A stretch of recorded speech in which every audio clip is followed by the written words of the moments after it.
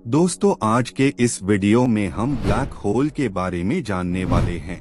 Black hole अंतरिक्ष में एक ऐसे क्षेत्र हैं जहां भारी मात्रा में द्रव्यमान छोटी मात्रा में पैक होता है, यानी बहुत ज्यादा द्रव्यमान कम स्थान में ही स्थित रहता है।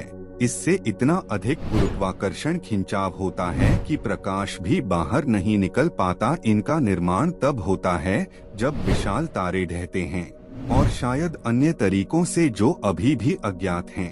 ब्लैक होल जनता और वैज्ञानिकों दोनों को आकर्षित करते हैं। वे पदार्थ, अंतरिक्ष और समय के बारे में हमारी समझ की सीमाओं को आगे बढ़ाते हैं। शिकागो विश्वविद्यालय और दुनिया भर के वैज्ञानिकों ने ब्लैक होल की मदद से हमारे ब्रह्मांड के बारे में कई खोजें की हैं। लेकिन इन असाधारण ब्रह्मांडीय घटनाओं के बारे में हम अभी भी बहुत कुछ नहीं जानते हैं। तो वीडियो में आगे बढ़ने से पहले अगर आप हमारे चैनल पर नए हैं और हमारे चैनल को अभी तक सब्सक्राइब नहीं किए हैं तो हमारे चैनल को सब्सक्राइब कर दीजिए। ब्लैक होल पदार्थ में इतनी मजबूती से भरे होते हैं कि गुरुत्वाकर्षण अन्य सभी बलों पर हावी हो जाता है। जब आप बॉलिंग बॉल उठाते हैं तो वह भारी होती है क्योंकि पदार्थ सघन रूप से भरा होता है। यदि आप अधिक से अधिक द्रव्यमान को एक ही छोटी जगह में पैक करते हैं तो अंततः यह इतना मजबूत गुरुत्वाकर्षण पैदा करेगा कि यह प्रकाश की किरणों पर एक महत्वपूर्ण खिंचाव डालेगा। ब्लैक होल तब बनते हैं जब बड़े तारे अपने जीवन के अंत में ढह जाते हैं और शायद अन्य परिस्थितियों में जिनके बारे में हम अभी तक नहीं जानते हैं। ब्लैक होल की खोज की दिशा में पहला कदम शिकागो विश्वविद्यालय के प्रोफेसर सुब्रमण्यन चंद्रशेखर द्वारा उठाया गया था, जब उन्हें एहसास हुआ कि बड़े सितारों को संलयन प्रतिक्रियाओं के लिए ईंधन खत्म होने के बाद दहना होगा। जो ईंधन उन्हें गर्म रखते, वह ईंधन जब खत्म हो जाता है तो वह ढहने लगते हैं। ब्रह्मांड ब्लैक होल से भरा है। पिछले दशक में वैज्ञानिकों ने उनके टकराव के संकेतों का पता लगाया है और उनके चारों ओर घूम रही गैस से प्रकाश की तस्वीरें ली हैं, और इससे हमें ब्रह्मांड के बारे में कई चीजें सीखने में मदद मिली है। उदाहरण के लिए, ब्लैक होल ने हमें आइंस्टीन के सामान्य सापेक्षता के सिद्धांत का परीक्षण करने में मदद की है, जो बताता है कि द्रव्यमान, स्थान और समय एक दूसरे से कैसे संबंधित हैं। वैज्ञानिकों को लगता है कि वे हमें इनके और ब्रह्मांड के अन्य आवश्यक नियमों के बारे में और भी बहुत कुछ बता सकते हैं। और अधिक व्यक्तिगत स्तर पर हमारी अपनी आकाशगंगा के केंद्र में स्थित महाविशाल ब्लैक होल ने पृथ्वी के यहाँ आने में भूमिका निभाई होगी। ब्लैक होल के निर्माण की सबसे प्रचलित धारणा यही है कि वे तब बनते हैं जबकि विशालकाय तारों का क्रोड़ खत्म होकर गुरुत्वाकर्षण की अस्थिरता के कारण सिकुड़ने लगता है, जिससे तारे में विस्फोट होता है, जिसे सुपरनोवा कहते हैं। इसके कारण एक प्रकार का ब्लैक होल बनता है, जिसे तारकीय ब्लैक होल कहते हैं। ब्लैक होल बनने के कई तरीके हैं, लेकिन इनके अलावा भी एक प्रकार के ब्लैक होल होते हैं जिन्हें सुपरमासिव ब्लैक होल कहते हैं, जो गैलेक्सी के केंद्र में पाए जाते हैं। इनका निर्माण कैसे होता है इसकी पुष्टि नहीं हुई है, लेकिन वैज्ञानिकों का अनुमान है कि ये गैलेक्सी के साथ ही बने होंगे।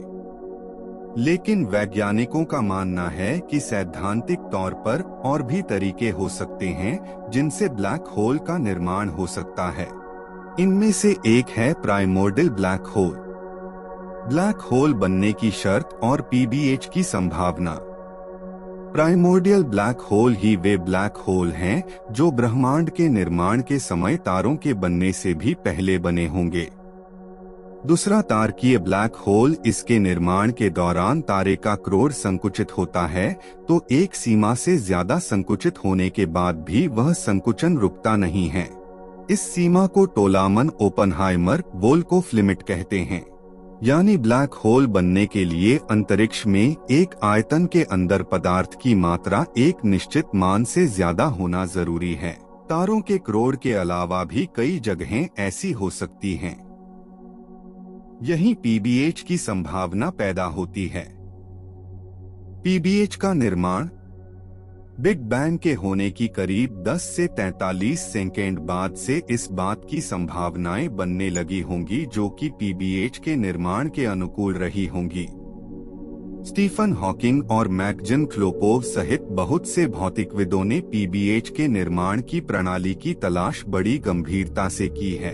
इनमें से कुछ को density inhomogeneities, collapse of cosmic string और डेवलपमेंट ऑफ ग्रेविटेशनल इंस्टेबिलिटीज कहा जाता है। माना जाता है कि सभी पीबीएच हॉकिंग विकिरण की वजह से बहुत ही धीमी गति से अंततः मर जाएंगे।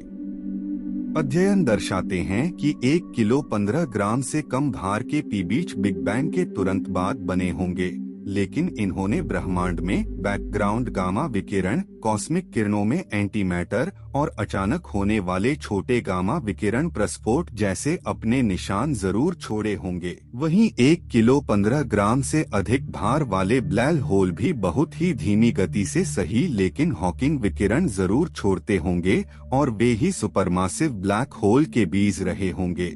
इसके अलावा जब पीबीएच का निर्माण हुआ होगा तब विकिरण ऊर्जा हावी था और माना जाता है कि सामान्य पदार्थ बहुत ही देर में बना था। ऐसे में हो सकता है कि पीबीएच में ब्रह्मांड का डार्क मैटर रहा है। दिक्कत यह है कि अन्य ब्लैक होल की तरह पीबीएच का सीधा अवलोकन संभव नहीं है, लेकिन इनके अवलोकन के कुछ तरीकों पर विचार जरूर किया गया है। इन्हें पहचानने का एक तरीका हॉकिंग विकिरण को पहचानना है।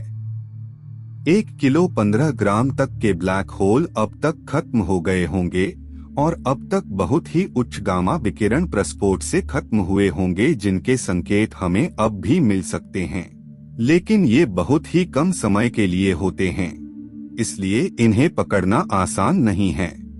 एक दूसरा तरीका गुरुत्वाकर्षण तरंगें हैं जो ब्लैक होल के निर्माण से या फिर द्विज पीबीएच के विलय के दौरान निकलती हैं, लेकिन ब्रह्मांड के विस्तार के कारण बहुत पहले बनी तरंगें बहुत कमजोर हो गई होंगी। उन्नत गुरुत्व तरंगों की वेधशालाएं भविष्य में कुछ हल निकाल सकें ऐसी उम्मीद की जा रही है। इसके अलावा माइक्रोलेंसिंग तकनीक से भी मदद मिल सकती है, जिसमें एक पीबीएच किसी सुदूर तारे के सामने से निकले और लेंसिंग का प्रभाव उसकी मौजूदगी का पता दे सकता है। पीबीएच की पहेली ब्रह्मांड की उत्पत्ति और इतिहास की कई गुत्थियां सुलझा सकती है, लेकिन वैज्ञानिकों को पूरा विश्वास है कि ये ब्लैक होल तारों से पहले ही बन गए होंगे। तो दोस्तों, आपको यह वीडियो कैसा लगा कमेंट में बताइए। धन्यवाद।